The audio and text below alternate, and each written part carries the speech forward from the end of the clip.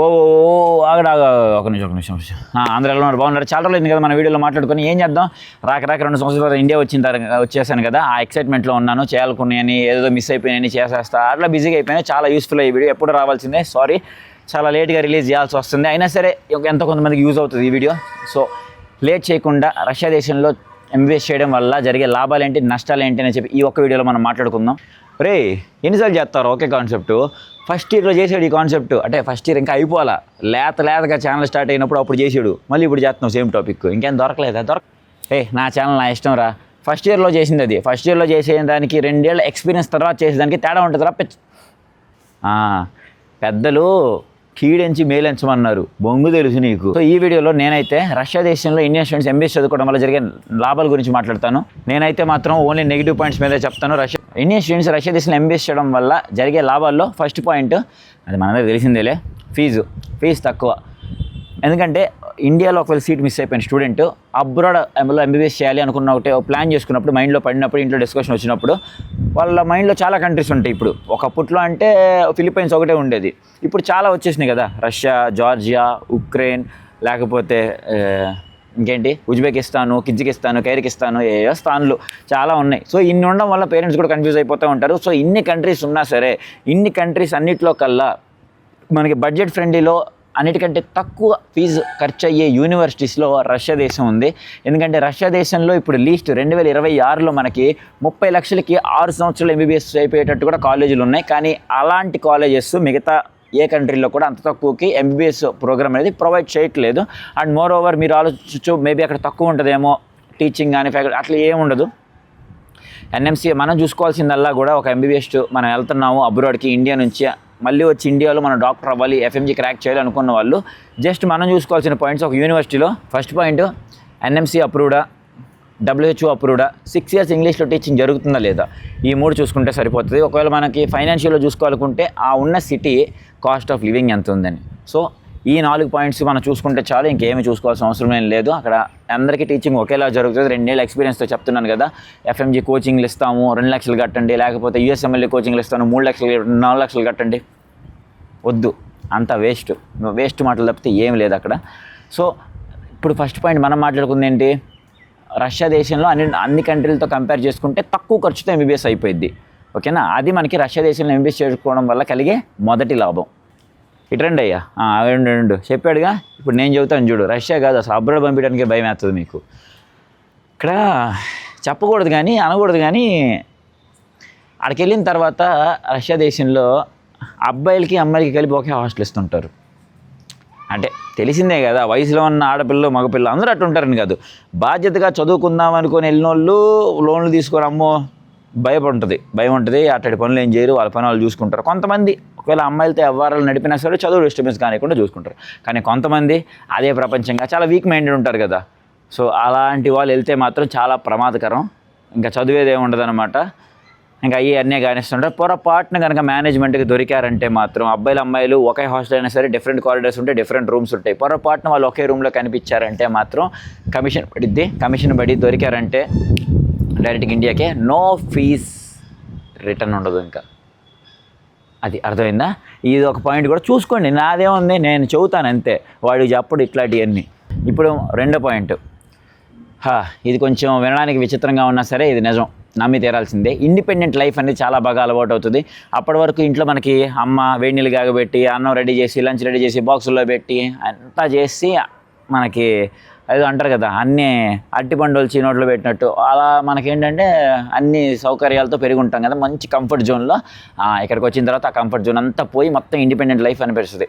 అంటే వచ్చిన ఫస్ట్ వీక్లోనే మనం మన బట్టలు మనమే ఉతికేసుకొని, మన నిద్ర మనమే లేచి, తర్వాత మన వంట మనమే చేసుకొని, మరి ఇప్పుడు వచ్చే స్టూడెంట్స్ కంటే మెస్ ఉంది. మేము వచ్చినప్పుడు మాకు మెస్ లేదు, మేము వంట చేసుకోవాలి. సో మార్నింగ్ లేవడం అంటే కొంచెం ముందుగానే లేవాలి, ఎందుకంటే కామన్ వాష్రూమ్స్ కాబట్టి లైన్లో నుంచోవాల్సి వస్తుంది.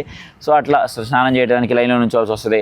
సో ఇట్లా ప్రతిదానికి ఒక అడ్జస్ట్ అవ్వడం, ప్రతిదానికి ఓర్పుగా సహనంగా ఉండడం, ప్రతిదానికి కూడా ఒక type of schedule, discipline maintain అవుతుంది. ఒక 6 months మనకి బాగా ఇది హెక్టిక్గా ఉంటుంది. ఇంకొంతమందికి అయితే 1 ఇయర్ దాకా కూడా హెక్టిక్గా, చాలా హార్డ్గా, చాలా కష్టంగా ఉంటుంది. ఇంట్లో బాగా సౌకర్యంగా మంచి కంఫర్ట్ జోన్లో పెరిగి వచ్చిన వాళ్ళకి. కానీ ఒక 6 మంత్స్ తర్వాత మాత్రం చాలా కాన్ఫిడెన్స్ పెరుగుతుంది. నిజం చెప్తున్నాను. మన లైఫ్ మీద మన లైఫ్ మీద కానీ, మన స్టడీ మీద కానీ, మన ఆర్గనైజేషను ఎంత బాగా ఆర్గనైజ్ చేసుకోగలము, అంటే మన ప్లాన్స్ ఏంటి, డైలీ ఎంత టైం వాల్యూ తెలిసి వస్తుంది, దేనికి ఎంత టైం ఇవ్వాలని కరెక్ట్గా తెలిసి వస్తుంది ఫస్ట్లో. మళ్ళీ ఇంకొక విషయం ఏంటంటే డబ్బులు ఎక్కడ ఎంత ఎలా ఖర్చు పెట్టాలి అనేది కూడా మనకు చాలా బాగా అలవాటు అవుతుంది. ఫైనాన్షియల్ డిసిప్లిన్ అంటారు దాన్ని. సో ఇట్లా చాలా విషయాలు మనకి ఏ టెక్స్ట్ బుక్కుల్లో, ఎక్కడ ఏ గవర్నమెంట్ స్కూల్లో కానీ, ఏ ప్రైవేట్ స్కూల్లో కానీ మనకి నేర్పించిన విషయాల్ని, లైఫ్లో మనం నేర్చుకోవాల్సిన విషయాల్ని కూడా ఎవరు నేర్పించకుండానే మనం నేర్చుకుంటాం అనమాట. ఇట్లా అబ్రాడ్కి వచ్చినప్పుడు ఇది రష్యా అనే కాదు, ఏ కంట్రీ అబ్రాడ్కి వెళ్ళినా సరే కూడా ఇది మనకి అలవాటు అయిపోద్ది అనమాట. సో ఇవన్నీ అలవాటు అవడం వల్ల, ఇండిపెండెంట్ లైఫ్ అలవాటు అవడం వల్ల మన డెసిషన్స్ మనం తీసుకోవడం కానీ, లైఫ్లో మనకు ఒక టైప్ ఆఫ్ కాన్ఫిడెన్స్, మన డెసిషన్స్ మనమే తీసుకోవడం, ఇది కరెక్టా కాదా, ఇది తప్పా కాదా, ఇది లేకపోతే మనం చేస్తుంది రైట్ వేలో వెళ్తున్నామా లేదా అని మనకే ఒక అవగాహన వస్తుంది. ఎవరు మనల్ని గైడ్ చేయాల్సిన అవసరం ఉండదు. అక్కడ 6 ఇయర్స్ ఎంబీఏ చేసి వచ్చిన తర్వాత ఆ స్టూడెంట్ని ఇది తప్పు, ఇది ఒప్పు, ఇది ఇలా చేయాలి, అది అలా చేయాలి అని చెప్పాల్సిన అవసరమే ఉండదు. ఆల్రెడీ రాటు తేలిపోయి ఉంటారనమాట. సో రష్యా దేశంలో ఎంబీఏ చేయడం వల్ల జరిగే లాభాల్లో ఇండిపెండెంట్ లైఫ్ అనేది ఒకటి. ఆ బొంగు జరిగిద్ది. ఇలాంటివన్నీ నమ్మామంటే వాడి మొహంలో కణాలు వేసుకొని బతకాలి. అంత సీనే ఉంటుంది. ఓకే ఫైన్, నేను ఒప్పుకుంటాను నీతో పాటు. నేను కూడా ఆ పాయింట్ ఏదో చెప్పా, ఇండిపెండెంట్ లైఫ్ అనేది. కానీ ఈ ఇండిపెండెంట్ లైఫ్ లీడ్ చేసే టైంలో అందరికీ ఒకలా వర్కౌట్ అవ్వదు కదా. కొంతమంది స్ట్రెస్కి గురవుతుంటారు, కొంతమంది హ్యాండిల్ చేయలేరయ్యా నీలాగా. నిజమండి. కొంతమంది స్టూడెంట్స్ హ్యాండిల్ చేసుకోలేరు. వాళ్ళందంటే అదొక చాలామంది స్టూడెంట్స్ ఇప్పుడు మా యూనివర్సిటీలోనే ఫస్ట్ ఇయర్ జాయిన్ అయిపోయి వెళ్ళిపోతారు. ఫస్ట్ ఇయర్ అయిపోగానే మా వల్ల కాదని చెప్పేసి. కానీ ఆ ఫస్ట్ ఇయర్ వాళ్ళు వచ్చి వెనక్కి వెళ్ళిపోవటానికి దానికి వాల్యూ దాదాపు 10 లక్షలు ఉంటుంది. 10 లక్షలు అప్పటికే ఖర్చు అయిపోయి ఉంటుంది. రూపాయి కూడా వెనక్కి రాదు. ఎవడు కడతాడు ఇవన్నీ? ఆల్రెడీ మనకి అబ్రాడ్ వచ్చేదే కొంచెం ఫీజు తక్కువ ఉంటాయనో, లేకపోతే అంత కట్టుకోలేక లోన్లు పెట్టుకొని అప్పులు చేసుకొని వస్తారు. ఎందుకంటే 50 లక్షలు కనుక చేతిలో ఉంటే ఇంకో 50 చేసుకుని ఇండియాలో చదివించుకుంటారు. అంత సీన్ లేకే కదా. 10 లక్షలు ఉంటే ఇంకో 10 లక్షలకి లోన్ తీసుకొని అప్పు తీసుకొని అబ్రాడ్లో పంపించేది. దాంట్లో ఫస్ట్ ఇయర్ స్ట్రెస్ హ్యాండిల్ చేయలేక, ఇండిపెండెంట్ లైఫ్ లీడ్ చేయక వెనక్కి వెళ్ళిపోతే. సో అందుకే నేను చెప్పే సజెషన్ ఏంటంటే, ఒకవేళ ఇక్కడికి వచ్చిన తర్వాత మాత్రం అన్నీ మనమే చేసుకోవాల్సి ఉంటుంది. ప్రతిదీ స్టూడెంటే కష్టపడాల్సి ఉంటుంది. నేను ఇక్కడ చేయలేను, నేను బ్రాన్ విత్ గోల్డెన్ స్పూను, మా అమ్మాయి చిన్నప్పటి నుంచి, అంటే చాలామంది పేరెంట్స్ అంటుంటే వింటుంటాను అంతే. అదొక పాయింట్ నేను చెప్పేది. నేను మా అమ్మాయిని ఎప్పుడు బయటికి పంపించలేదు, మా అబ్బాయిని ఇప్పుడు బయటికి పంపించలేదు, అరికాళ్ళ మీద పెంచాను, అరిచేతుల మీద పెంచాను అంటుంటారు కదా. సో అలాంటి స్టూడెంట్స్ ఎవరైనా ఉంటే మాత్రం, వచ్చారంటే మాత్రం చాలా ప్రాబ్లమ్స్ ఫేస్ చేస్తుంటారు. అదిగాక లోన్లీనెస్, ఎవరితో మాట్లాడరు, ఎవరి పని వాళ్ళది, ఎవరి గ్రూపులు వాళ్ళవి. అంతే తప్పితే మనకు జ్వరం వచ్చిందంటే ఇంట్లో అమ్మలాగా తీసుకొచ్చి ట్యాబ్లెట్ వేసి ఇడ్లీ పెట్టే వాళ్ళు ఎవరు ఉండరు. మన ట్యాబ్లెట్, మన హెల్త్ మనమే చూసుకోవాలని. సో చాలామందికి అంత మెంటల్ స్టెబిలిటీ ఉండదు, అంత మెచ్యూరిటీ కూడా ఉండదు. సో అలాంటి స్టూడెంట్స్ వచ్చినారంటే మాత్రం చాలా ఇబ్బంది పడతారు. ఫైనాన్షియల్గా లాస్ అవుతారు, టైం వేస్ట్ అయితే, మెంటల్గా కూడా డిస్టర్బ్ అవుతారు. ఇవన్నీ పాయింట్లు పిల్లలకి చెప్పి రష్యాకి రావడానికంటే ముందే, ఇండియాలో ఉన్నప్పుడే ఇలా ఉంటుందంట రష్యాలో, మరి హ్యాండిల్ చేసుకోగలవా, చేసుకుంటాను అన్న స్టూడెంట్స్ని పంపించండి. అమ్మో నా వల్ల కాదు అని అన్నారంటే నచ్చ చెప్పకండి, ట్రై చేయకండి, ఫోర్స్ చేయకండి, వెంటనే ఆపేసి అక్కడే ఉంచండి. ఎందుకంటే మీరు ఇమాజినేషన్ కంటే కూడా చాలా దారుణంగా ఉంటుంది అక్కడ సిచ్యువేషను. లోన్లీనెస్ ఒకసారి వచ్చిందంటే పోదు చాలామంది స్టూడెంట్స్. ఎందుకంటే నా క్లాస్మేట్స్ చాలామంది వదిలేసి వెళ్ళిపోయిన వాళ్ళు ఉన్నారు వెనక్కి. వాళ్ళందరికీ లక్షల్లో లాస్ అయిపోయి ఉంటారు. ఆ లాస్ని పూడ్చుకోవడానికి మళ్ళీ చాలా ఇయర్స్ పడుతుంది. సో ఈ పాయింట్స్ నాకు ఎవరిని చెప్పుంటే బాగుండేది. ఎవరు చెప్పలేదు, నేను చెప్తున్నాను. ఆ తర్వాత ఎందుకు చెప్పయ్యా నువ్వు. ఇకపోతే 3వ పాయింట్, ఇంటర్నేషనల్ ఫ్రెండ్షిప్స్. రష్యా దేశంలో ఎంబీఏ చదవడం అనుకున్న వాళ్ళకి రష్యా స్టూడెంట్స్ మాత్రమే ఉంటారు అనుకోకండి. ఇప్పుడు ఎలా అయితే మనం ఇండియా నుంచి వస్తున్నామో, ఆఫ్రికా నుంచి, ఉజ్బెక్ నుంచి, ఈజిప్ట్ నుంచి, సౌదీ నుంచి, ఇట్లా చాలా కంట్రీస్ నుంచి చాలామంది స్టూడెంట్స్ వస్తుంటారు. సో వాళ్ళందరూ కూడా మనతో బాగానే ఉంటారు. కొంతమంది ఎదవలు ఉంటారు. అందరూ ఎదవలు ఉంటారని చెప్పను, అందరూ మంచి వాళ్ళు ఉంటారని చెప్పను. సో మనకు తగ్గోళ్ళు కూడా ఉంటారు. సో వాళ్ళతో మనకి కొత్త పరిచయాలు ఏర్పడుతుంటాయి. వాళ్ళ కల్చర్స్, వాళ్ళ లాంగ్వేజ్ నేర్చుకోవచ్చు. వాళ్ళతో ఇంటర్నేషనల్గా మనం చాలామంది ఫ్రెండ్స్ని కలిసి వాళ్ళతో ఫ్రెండ్షిప్ చేసినప్పుడు మనకేంటంటే కొంచెం ఇంట్రోవర్ట్గా ఉన్న వాళ్ళు కూడా కొంచెం ఎక్స్ట్రోవర్ట్ అయ్యే ఛాన్సెస్ ఇక్కడ ఉంటాయి. మనకేంటంటే కమ్యూనికేషన్ స్కిల్స్ పెరుగుతాయి డిఫరెంట్ లాంగ్వేజ్లో మనం మాట్లాడుకున్నప్పుడు. అండ్ ఎలాగైతే మనం రష్యా దేశంలో వెళ్తున్నాం కాబట్టి అక్కడ రష్యా భాష ఉంటుంది. సో మనకంటే ట్రైనింగ్ తీసుకోకుండా వస్తాం. కానీ మిగతా కంట్రీలో స్టూడెంట్స్ అందరూ అలా కాదు, వాళ్ళందరూ ఆల్రెడీ లాంగ్వేజ్ నేర్చుకొని వస్తారు. కాబట్టి రష్యన్స్తో డైరెక్ట్గా మాట్లాడి వాళ్ళ లాంగ్వేజ్ నేర్చుకోవడం కంటే కూడా ఇలా వేరే ఫారినర్ స్టూడెంట్స్ దగ్గర నుంచి వాళ్ళకి రష్యన్ ఆల్రెడీ వచ్చి ఉంటుంది కాబట్టి వాళ్ళకి ఇంగ్లీష్ కూడా వస్తుంది. సో వాళ్ళ దగ్గర నుంచి కమ్యూనికేట్ అవుతూ ఇంగ్లీష్ రష్యన్ ట్రాన్స్లేట్ చేసుకోవడానికి వాళ్ళ దగ్గర నుంచి లాంగ్వేజ్ నేర్చుకోవడానికి మనకి ఈజీ అవుతుంది. ఇలా ఫ్రెండ్షిప్ కూడా మనకి చాలా బాగా యూస్ఫుల్ అవుతుంది. అంటే లాంగ్వేజ్ విషయంలో ఒకటే కాదు, ఇప్పుడు స్టడీస్ విషయంలోనే సరే వాళ్ళకి వచ్చిన టాపిక్ మనకి ఎక్స్ప్లెయిన్ చేసుకోవచ్చు, మనకు వచ్చిన టాపిక్ వాళ్ళకి ఎక్స్ప్లెయిన్ చేసుకోవచ్చు. అంటే నాలెడ్జ్ ఎక్స్చేంజ్ అవ్వచ్చు, కమ్యూనికేషన్ స్కిల్స్ పెరగచ్చు. సో ఇంటర్నేషనల్ ఫ్రెండ్షిప్స్ అనేది ఒక మంచి పాయింట్ అని చెప్పుకోవచ్చు. ఇదే యాక్చువల్లీ నేను కూడా ఇదే చెప్దాం అనుకున్నాను. భలే గుర్తు చేసేవరా, ఎట్టొత్తిరు నీకు ఎట్టటి అన్నీ చెప్పాడుగా. ఇంటర్నేషనల్ ఫ్రెండ్షిప్స్ అంట, అది ఒక రకంగా పాజిటివ్గానే ఉంటుంది, కానీ చాలా రకంగా నెగిటివ్ కూడా ఉంటుంది దాంట్లో. ఇంటర్నేషనల్ ఫ్రెండ్షిప్స్ అని చెప్పేసి రకరకాల కల్చర్ నేర్చుకుంటే పర్లా, రకరకాల బ్యాడ్ హ్యాబిట్స్ నేర్చుకున్నప్పుడే ఇక్కడ ప్రాబ్లం వస్తుంటుంది అనమాట. ఎందుకంటే వాళ్ళకి ఆల్రెడీ లాంగ్వేజ్ వచ్చు, రష్యా కల్చర్ తెలుసు, రష్యా లాంగ్వేజ్ తెలుసు, వాళ్ళ రూల్స్ అండ్ రెగ్యులేషన్స్ అన్నీ తెలుసు, వాళ్ళ దగ్గర కార్లు ఉంటాయి, డబ్బులు ఉంటాయి, వాళ్ళ ఇష్టం, వాళ్ళ అన్నీ ఒక అవగాహన ఉంటుంది వాళ్ళకి. మనకేం ఉండదు కదా, ఏదో నీటిలో సీట్ రాలేదనగానే బ్యాంకులో లోన్ తీసుకుని పంపించేస్తాం. మనకేం తెలుసు, మనకేం చెప్పని కూడా చెప్పరు కన్సల్టెంట్ డబ్బుల గురించి చెప్పినంత బాగా ఈ రూల్స్ గురించి చెప్పడు కదా అక్కడ. సో ఇంటర్నేషనల్ స్టూడెంట్స్ ఎంతవరకు అయితే మనకి అడ్వాంటేజ్ అనుకుంటాం ఇంటర్నేషనల్ ఫ్రెండ్షిప్స్, అదేవిధంగా ఇంకో సైడ్ డిసడ్వాంటేజ్లు కూడా జరుగుతుంటాయి వాళ్ళ వల్ల. సో వాళ్ళతో కలిసినప్పుడు అంతవరకు ఉంటే మంచిది. అంతే కాకపోతే వాళ్ళు పబ్లిక్ పిలిచారు కదా అని చెప్పి పబ్లిక్ వెళ్ళటం, ఎందుకంటే వాళ్ళ కల్చర్ అలాంటిది. ఎందుకంటే మన ఇండియాలో లాగే ఎక్కడ కూడా స్టూడెంట్స్ అంత కంట్రోల్డ్గా, అంత డిసిప్లిన్డ్గా అట్లా ఉండరు కదా. అంటే వేరే కంట్రీలో డిసిప్లిన్గా లేరు అని నేను బ్లేమ్ చేయట్లేదు, వాళ్ళు పెరిగిన కల్చర్ అలాంటిది, మనం పెరిగిన కల్చర్ ఎలాంటిది.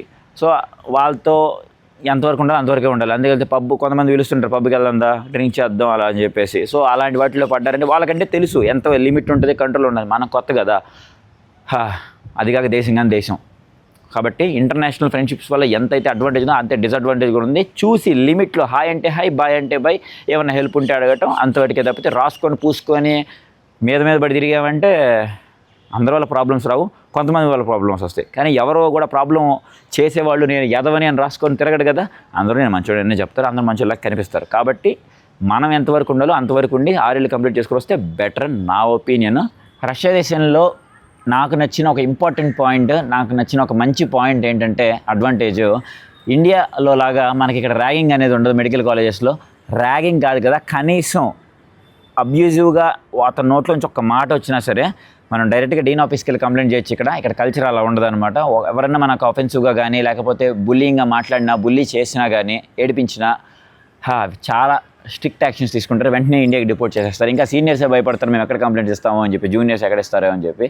సో అదొక పాయింట్ నాకు చాలా బాగా నచ్చింది. ర్యాగింగ్ అనేది ఉండదు అసలు, ఆ కాన్సెప్ట్ కానీ ఆ కల్చర్ కానీ. మనం దాని గురించి భయపడాల్సిన అవసరమే లేదు. ఎవరో వచ్చి మనల్ని ఏదో అంటారు, ఏదో చేస్తారని చెప్పి సీనియర్స్ని సార్ అని పిలవాల్సిన అవసరం కూడా లేదు. జస్ట్ ఇవ్వాల్సినంత వాటికి రెస్పెక్ట్ ఇస్తే సరిపోతుంది. అక్కడ బ్రదర్ అంటే సరిపోతుంది, అన్న అంటే సరిపోతుంది.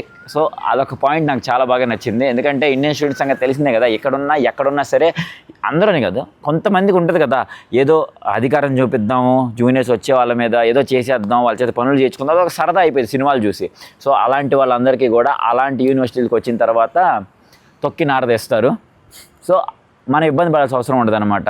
ఇండియన్ కాలేజ్లో మనం ర్యాగింగ్ డైలీ అప్పుడప్పుడు చూస్తుంటాం, వీడియోల్లో కానీ, సోషల్ మీడియాలో కానీ, న్యూస్ పేపర్స్లో కానీ. సో అలాంటి భయం అనేది రష్యా లాంటి కంట్రీల్లో మనకు అస్సలు ఉండదు అనమాట. ఇంకా సీనియర్సే భయపడుతుంటారు, పొరపాటున ఏమన్నా అంటే ఏం చెప్పకండి రా అని చెప్పి. సో అదొక మంచి పాయింట్ అని చెప్పుకోవచ్చు. చెప్పాల్సినవి చెప్పండిరా అంటే సోజ్ చెబుతారు. ఏందో ఇందాక నేను చూస్తున్నాను, ర్యాగింగ్ అంటాడు, ఇంటర్నేషనల్ ఫ్రెండ్షిప్ అంటాడు. ఇదేమన్నా శతమానం బాబు సినిమాలు లేకపోతే సీతమ్మాయుడు సినిమా అనుకుంటున్నావు, అందరు కూర్చొని నువ్వు అసలు నీకు అర్థం కావట్లా వీడికి చెప్పే అని వేస్ట్ పాయింట్లో. ఇప్పుడు నేను చెప్తా చూడు, మీ స్టూడెంట్స్కి అంటే మీ పిల్లలకి ఇక్కడ పంపించాలనుకున్న ఎవరికైనా సరే బ్యాడ్ హ్యాబిట్స్ అంటే డ్రింకింగ్ కానీ, స్మోకింగ్ కానీ అలవాట్లు ఉండి వీళ్ళు కంట్రోల్లో ఉండరు అని మీకు 1% డౌట్ వచ్చినా పంపించమాకండి నా మాటని. ఎందుకంటే ఇక్కడ ఇన్ఫ్లుయెన్స్ చేసేవాళ్ళు 1కి 1000 మంది ఉంటారు. ఇప్పుడు మా హాస్టల్లో చిన్న ఎంత వాళ్ళు కంట్రోల్ చేసుకోవాలనుకున్నా సరే చుట్టుపక్కల 1000 మంది చేరి వెళ్దాం అంటారు. వెళ్తారు, వాటర్ కంటే తక్కువ రేటుకి బీరు దొరుకుతుంది, సిగరెట్లు దొరుకుతాయి, పాస్పోర్ట్ చూపిస్తే చాలు ఇచ్చేస్తారు. అడిగేవాళ్ళు ఉండరు, ఆపేవాళ్ళు ఉండరు. హాస్టల్ బయట నువ్వు ఏది చేసినా సరే లోపలికి వచ్చిన తర్వాత నేను క్వశ్చన్ చేసేవాళ్ళే ఉంటారు. పొరపాటున నువ్వు ఏదో రోజున డ్రింక్ చేసి హాస్టల్ రూమ్లో కనుక దొరికావంటే మాత్రం డైరెక్ట్గా డిపోర్ట్ చేస్తారు ఇండియాకి. ఇంకా మాట్లాడుకోవటాలు లేవు, ఏం ఉండవు అనమాట. ఇవన్నీ కన్సల్టెంట్లు ఎవరు చెప్పరు మీకు. ఎందుకంటే వాళ్ళకి తెలుసు. ఒక ఏజ్ వచ్చిన తర్వాత ప్రతి 10 మందిలో 5 పిల్లలకి ఇలాంటి అలవాట్లు ఉంటాయని చెప్పేసి. సో ఇలాంటి డిసడ్వాంటేజ్లు చెప్పాము, తాగి దొరికితే పంపించేస్తారని చెప్తే సబ్కాన్షియస్గా సైకలాజికల్గా ఒక నెగిటివ్ పాయింట్ లాగా కనిపించి అడ్మిషన్ చేయరేమో అని చెప్పేసి ఇవి చెప్పకుండా ఉంటారు. కానీ ఇవి చెప్పాలి, ఎందుకంటే ఇవే మెయిన్ ఇంపార్టెంట్. కాబట్టి బ్యాడ్ హ్యాబిట్స్ ఉంటే ఎయిదర్ బాగా కౌన్సిలింగ్ ఇచ్చి పంపించండి, లేదు వీళ్ళు కంట్రోల్లో ఉంటారు మీకు 1% అనిపించినా కానీ పంపించకండి. ఎందుకంటే ఇక్కడికి వచ్చిన తర్వాత ఎంబీబీఎస్ సంగతి పక్కన పెట్టేస్తే, డబ్బుల సంగతి, టైం సంగతి పక్కన పెట్టేస్తే హెల్త్ బాగా పాడైపోతుంది. ఎందుకంటే పట్టించుకునే వాళ్ళు ఉంటారు ఇక్కడ. ఎవరి గ్రూపులు, ఎవరి కాలేజీలు, ఎవరి టైమింగ్స్, ఎవరి వంట, ఎవరి బట్టల వాళ్ళు, ఎవరి ప్రపంచం వాళ్ళది ఇక్కడ. కాబట్టి ఒకరినొకరు పట్టించుకునేంత టైం ఉండదు. కాబట్టి ఎవరి హెల్త్ వాళ్ళే చూసుకోవాలి. పొరపాటున ఇక్కడికి వచ్చిన తర్వాత అలాంటివన్నీ చేసి హెల్త్ కనుక పాడైపోయిందంటే మాత్రం అది చాలా కష్టంగా ఉంటుంది. అపాయింట్మెంట్ దొరకదు. ఇట్లా మన ఇండియాలో లాగా ఓపీ పెట్టేస్తే లోపలికి వెళ్ళి ట్రీట్మెంట్ ఉండదు. 1 మంత్ నుంచి 2 వీక్స్ ముందు నుంచి అపాయింట్మెంట్లు తీసుకోవాలి. గవర్నమెంట్ హాస్పిటల్కి వెళ్ళామంటే మాత్రం ట్రీట్మెంట్ చాలా దారుణంగా ఉంటుంది, లైన్ ఒకటి ఉంటుంది. కాబట్టి ఇది నెగిటివ్ పాయింట్ అంతే. అక్కడ నేనేమి అందరు ఇలాగే చేస్తారు అబ్రాడ్లో అని నేను చెప్పట్లేదు. ఇప్పుడు ఇండియా కాలేజీల్లో కూడా చాలామంది డ్రగ్స్ తీసుకునే వాళ్ళు ఉంటారు. కాబట్టి ఇది మన దేశం, ఇక్కడ ఏం చేసినా సరే మనకు ఒక సెక్యూరిటీ ఉంటుంది. కానీ దేశం కాని దేశం కాబట్టి ఇక్కడ ఉంటుందని చెప్తున్నానంతే. ఆ తర్వాత మీ ఇష్టం. ఇంకా ఇప్పుడు నేను చెప్పే పాయింట్ చాలామందికి నచ్చకపోవచ్చు, చాలామంది అపోజ్ చేయొచ్చు. ఇండియాలో ఉన్న మెడికల్ స్టూడెంట్స్ అయితే కంప్లీట్గా రాంగ్ అని కొట్టేయచ్చు. ఇంకొంతమంది అయితే అసలు మీరు డాక్టర్లే కదా ఇలా చేస్తే అనుకోవచ్చు. కానీ ఇలా చేస్తూ కూడా రష్యా దేశం లాంటి కంట్రీస్, ఫారిన్ కంట్రీస్ అన్నీ మెడిసిన్లో పర్లేదు బాగానే గ్రో అవుతున్నాయి. ఆ పాయింట్ ఏంటంటే స్ట్రెస్ ఉండదు ఈ ఫీల్డ్లో. రోజుకి మహా అయితే ఒక 4 క్లాసులు ఉంటాయి, లేకపోతే 5 క్లాసులు ఉంటాయి, అంతకుమించి ఉండవు. అంటే మనకి ఇండియాలో లాగా పొద్దున 8:30కి వెళ్ళి సాయంత్రం 5:30 దాకా కాలేజీలో ఉండి మళ్ళీ ఇంటికి వచ్చిన తర్వాత రికార్డ్స్ అని, అసైన్మెంట్స్ అని, లేకపోతే ప్రాజెక్ట్ వర్క్లని అలాంటివి ఏమీ ఉండవు. రోజుకి 4 క్లాసులు ఉంటాయి. సింపుల్గా కాన్సెప్ట్ ఎక్స్ప్లెయిన్ చేస్తారు. ఆ ఎక్స్ప్లెయిన్ చేసిన కాన్సెప్ట్ని మళ్ళీ ఇంటికి వచ్చిన తర్వాత, అదే హాస్టల్కి వచ్చిన తర్వాత ఒక్కసారి హోంవర్క్ చేసి మళ్ళీ రీకాల్ చేసుకొని వెళ్ళిపోతే సరిపోతుంది. వీక్లీ ఒక ఎగ్జామ్ పెడతారు, సర్ప్రైజ్ టెస్ట్లు ఈ మధ్యలో ఏమైనా జరుగుతూనే ఉంటాయి. సో స్ట్రెస్ అనేది చాలా తక్కువ ఉంటుంది ఇండియాతో కంపేర్ చేసుకుంటే. మనకి ఇండియాలో అంటే మనకి రికార్డులని, ఇవని అసైన్మెంట్లని చాలా ఉంటాయి కదా. సో అన్నీ ఉండవు. జస్ట్ కాన్సెప్ట్ ఎక్స్ప్లెయిన్, ఎంతవరకు ఓన్లీ కాన్సెప్ట్ ఎక్స్ప్లెయిన్ చేయడం, మనం అర్థం చేసుకోవడం మీదే డిపెండ్ అయి ఉంటుంది. ఎందుకంటే నేను ఇలా చెప్తుంది, మనం ఒకవేళ అక్కడ ప్రాక్టికల్గా, క్లినికల్గా మనం ఎంత ట్రై చేసినా సరే ఇండియాకి వచ్చిన తర్వాత మళ్ళీ మనం ఇంటర్న్షిప్ చేయాల్సిందే ఎఫ్ఎంజీ క్రాక్ చేసిన తర్వాత. సో మన కాన్సన్ట్రేషన్ అంతా 6 ఇయర్స్లో ఓన్లీ ఎఫ్ఎంజీ క్రాక్ మీద పెట్టుకుంటే 19 సబ్జెక్ట్స్ని ఎలా సాల్వ్ చేసుకోవాలి, ఎఫ్ఎంజీని ఎలా క్రాక్ చేసుకోవాలి. ఎందుకంటే చాలా టఫ్ ఉంది ఎఫ్ఎంజీ అనేది. రీసెంట్గా వచ్చిన పేపర్ చూసి కానీ ఆ వీడియో బేస్డ్ క్వశ్చన్స్తో నాకైతే కాసేపు నిద్రపోలేదు ఆ రోజు మొత్తం. ఇంకా అది గుర్తొస్తారే ఉంది, ఆ ట్రామా అయిపోయింది చూసి. సో ఫ్యూచర్లో ఇంకెంత దారుణంగా, ఇంకెంత టఫ్గా వస్తుందో మనం చెప్పలేము. కాబట్టి ఎఫ్ఎంజీ మీదే మనం 6 ఇయర్స్ కాన్సన్ట్రేట్ చేసుకోవాలన్నమాట. ఎందుకంటే ఇండియాకి వచ్చిన తర్వాత ఎలాగో మనం ఇంటర్న్షిప్ చేస్తాం, మళ్ళీ లైసెన్సింగ్ ఒకసారి స్టేట్ కౌన్సిల్లో లైసెన్స్ తీసుకొని రిజిస్టర్ అయిపోయిన తర్వాత మళ్ళీ హాస్పిటల్ ఎలాగో ప్రాక్టీస్ చేస్తాం మళ్ళీ. కాబట్టి ఉన్న 6 ఇయర్స్ ఎఫ్ఎంజీని ఎలా క్రాక్ చేయడానికి సరిపోయింది మనకి. మనకి ఇండియన్ స్టూడెంట్స్కి ఉన్నంత స్ట్రెస్ అయితే ఇక్కడ ఉండదు. కానీ ఇండియన్ స్టూడెంట్స్తో కంపేర్ చేస్తే మనకి జర్నీ చాలా లాంగ్ ఉంటుంది. ఇది మాత్రం నేను మిస్ చేయాలనుకోవట్లేదు చెప్పడం. సో అది ఫైనల్ పాయింట్ ఏంటంటే, ఇండియన్ స్టూడెంట్స్ ఉన్నంత స్ట్రెస్ అయితే ఇక్కడ మనకు ఉండదు. చెప్పు. స్టడీ స్ట్రెస్ ఉండదు, చాలా హ్యాపీగా ఉండొచ్చు, అడి తిరగచ్చు, గెంతులు వేయచ్చు, అష్టచమ్మ ఆడచ్చు. ఏ ఓడర్ రీడు వస్తాను చదువుకోవడానికే కదా. ఒక మెయిన్ పాయింట్ అందరూ మిస్ చేస్తారు. నాకు ఎందుకు చేస్తారో అర్థమైతే కాదు. క్లినికల్స్ అయితే ఇండియాతో కంపేర్ చేస్తే చాలా తక్కువగా ఉంటాయి. క్లినికల్ నాలెడ్జ్ అయితే చాలా తక్కువగా ఉంటుంది. థియరిటికల్ నాలెడ్జ్ ఎక్కువగా ఉంటుంది. ఎక్కువగా టీచ్ చేసేది, బోర్డుల మీద చూసేది, బుక్లలో రాసుకునే చదువుకునేది ఎక్కువ ఉంటుంది తప్పితే డైరెక్ట్గా పేషెంట్తో ఇంటరాక్షన్ తక్కువ ఉంటుంది. కంప్లీట్గా ఉండదని చెప్పను. 3rd ఇయర్ నుంచి స్టార్ట్ అవుతాయి.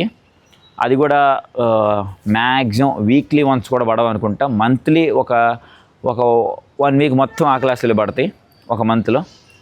అట్లా ఉంటాయి తప్పితే ప్రతి వీక్ కూడా ఒకటి కూడా పడదు. సో అది క్లినికల్స్ అనేవి చాలా తక్కువ కంపేర్ చేసుకుంటే. ఈ నెగిటివ్ పాయింట్ అనేది చాలామంది స్కిప్ చేస్తూ ఉంటారు. రష్యా అనే కాదు, అబ్రాడ్లో ఏ కంట్రీ మీరు చూసుకున్నా సరే, for your kind information, US, UK, Australia ఇవి వదిలేసి మిగతా ఏ కంట్రీలో మీరు చూసుకున్నా సరే ఇండియన్ స్టూడెంట్స్కి మనకి ఎలాగో లాంగ్వేజ్ రాదు కాబట్టి డైరెక్ట్గా పేషెంట్తో ఇంటరాక్షన్ అయితే తక్కువ ఉంటుంది. అండ్ ఇంకొక పాయింట్ కూడా నేను మెన్షన్ చేస్తున్నాను ఇక్కడ, మీరు కనుక రష్యన్ లాంగ్వేజ్ కనుక నేర్చుకుంటే మీరు కూడా డైరెక్ట్గా పేషెంట్స్ దగ్గరికి వెళ్ళి ఇంటరాక్ట్ అయ్యి వాళ్ళకి ట్రీట్మెంట్ చేసి మీకు మనీ కూడా తీసుకునే అవకాశం ఉంటుంది 3rd ఇయర్ నుంచి. కాబట్టి నెగిటివ్ ఉంది, పాజిటివ్ ఉంది. లాంగ్వేజ్ నేర్చుకుంటే ఓకే, లాంగ్వేజ్ కనుక నేర్చుకోకపోతే క్లినికల్ నాలెడ్జ్ అనేది చాలా తక్కువ ఉంటుంది. ఎలాగో వాడు చెప్పినట్టు ఇండియాకి వచ్చిన తర్వాత 6 ఇయర్స్ తర్వాత మళ్ళీ ఒక 1 ఇయర్ ఇంటర్న్షిప్ ఉంటుంది, హాస్పిటల్లో ప్రాక్టీస్ ఉంటుంది. కాకపోతే ఈ పాయింట్ నెగిటివ్ పాయింట్ ఇక్కడ ఒకటి చెప్పాలి కాబట్టి చెప్తున్నాను. సో ఇన్ని చెప్పిన తర్వాత కూడా నెగిటివ్ పాయింట్స్ మరి మీ పిల్లల్ని రష్యా పంపించాలనుకుంటున్నారో పంపించకూడదు అనుకుంటున్నారో కామెంట్లో చేసి చెప్పండి. కామెంట్లో చేసి చెప్పాలా? సరే ఎందుకులే, మీరు పంపించాలనుకుంటే పంపించండి, లేకపోతే లేదు. కాకపోతే డెసిషన్ మాత్రం కరెక్ట్గా తీసుకోండి. మీరు మాత్రం తీసుకోకండి, ఇవన్నీ కలిపి కూర్చోబెట్టి స్టూడెంట్కి ఎక్స్ప్లెయిన్ చేసి చెప్పండి. అర్థమైంది అనుకుంటున్నాను చెప్పినవన్నీ. వీడియో నచ్చిందని అనుకుంటున్నాను. నచ్చినట్లయితే ఒక లైక్ చేసుకొని, షేర్ చేసుకొని, సబ్స్క్రైబ్ చేసుకోండి. జై హింద్.